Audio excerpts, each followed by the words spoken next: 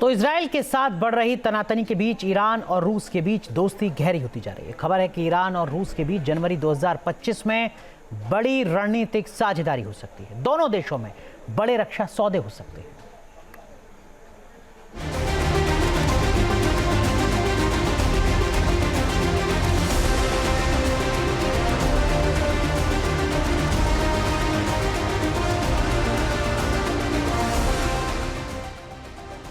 Ukraine पर हमले के बाद दुनिया के कई हिस्सों में खारिज किए जा रहे रूस ने अब नए दोस्त तलाशने शुरू कर दिए हैं। आर्थिक और ऊर्जा मामलों में प्रतिद्वंदी रहा ईरान भी इसमें शामिल है। पश्चिमी देशों से दोनों मुल्कों की अदावत इन दोनों को एक दूसरे के करीब लाती जा रही है। कभी एक दूसरे के दुश्मन रहे ये दोनों देश अब एक दूसरे की सुरक्षा के लिए बड़े बड़े समझौते कर रहे हैं।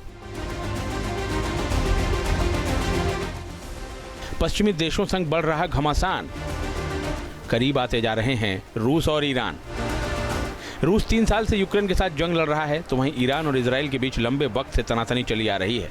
इन मोर्चों पर पश्चिमी देश दोनों के लिए सिरदर्द बने हुए हैं। लिहाजा इस दर्द से निपटने के लिए रूस और ईरान एक दूसरे के सैन्य मददगार बनते जा रहे हैं। आसमानी हमले में कमजोर ईरान रूस से फाइटर जेट्स की मदद ले रहा है, S-400 जैसे एयर डिफेंस सिस्टम खरीद रहा है, तो वहीं रूस ईरान से आत्मघाती ड्रोन की ताकत हासिल कर रहा है। 2025 में रूस ईरान करेंगे बड़ी साझेदारी। खबर है कि रूसी राष्ट्रपति व्लादिमीर पुतिन और ईरानी राष्ट्रपति मसूद पेजेश्कियान जनवरी 2025 में व्यापक रणनीतिक साझेदारी समझौते पर हस्ताक्षर करने के लिए बड़ी बैठक कर सकते हैं। जनवरी के अंत में ये बैठक हो सकती है। इस दौरान कई बड़े रक्षा समझौतों को लेकर सहमति बन सकती है। किसी दौर में ईरान और रूस में उसी तरह की दुश्मनी थी जैसी आज अमेरिका और ईरान के बीच है, लेकिन बदलते भू राजनीतिक परिदृश्य में रूस और ईरान एक दूसरे की जरूरत बन गए हैं। अब ये दोनों देश न सिर्फ पश्चिमी देशों की मुखालफत करते हैं, बल्कि एक दूसरे को हथियार और तकनीक भी सप्लाई करते हैं। रूस ईरान को T-72 टैंक, बख्तरबंद गाड़ियां मुहैया कराता है, फाइटर जेट और एंटी टैंक मिसाइलें प्रदान करता है, किलो क्लास की पनडुब्बियां, टॉर्पीडो और हेलीकॉप्टर देता है। हाल ही में दोनों के बीच 50 Su-35 विमानों का सौदा भी हुआ है। एयर डिफेंस सिस्टम S-400 भी रूस ईरान को दे रहा है। 2022 में रूस ने यूक्रेन पर हमला किया तो ईरान को रूस के और करीब आने का मौका मिला।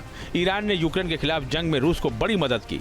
ईरान ने रूस को शहीद 136 ड्रोन और इसे चलाने की ट्रेनिंग दी।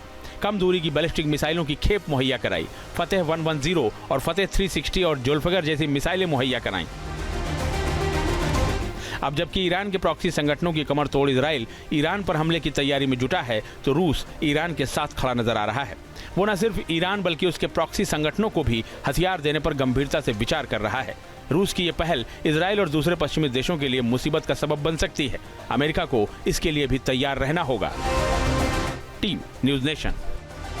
न्यूज नेशन अब व्हाट्सएप पर खबरों की ताजा अपडेट के लिए न्यूज नेशन के इस QR कोड को स्कैन करें।